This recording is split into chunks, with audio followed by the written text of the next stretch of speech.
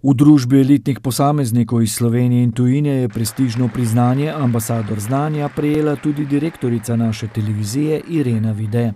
Kaj mi pomeni? Pomeni mi pravzaprav veliko. Zakaj? Kajti vse svoje življenje, odkar se poznam, se rada učim, osvajam znanje, predvsem pa to znanje rada tudi delim.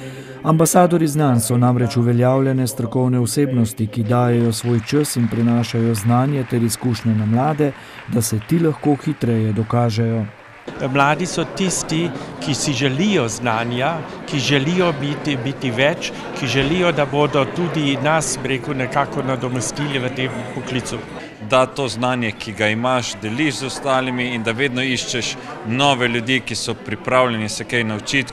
Med prejemniki priznanj učeče se organizacije sta tako bili tudi Adria Mobil in Komunala Brežice.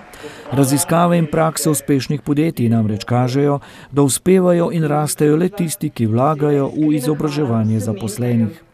Zato vlagajo znanje in se zavedajo, da je ravno se znanje vrača z največjimi obrestmi.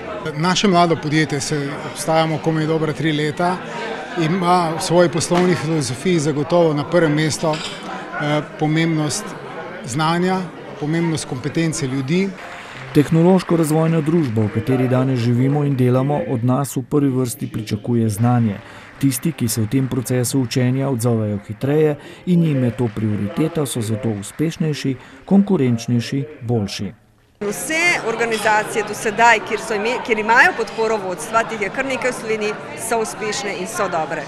Slovenija ni najbogatejša, ni največja, je pa predvsem dežela, kjer bomo lahko uspešni, vkolikor bomo združili vse tiste potenciale, ki jih imamo.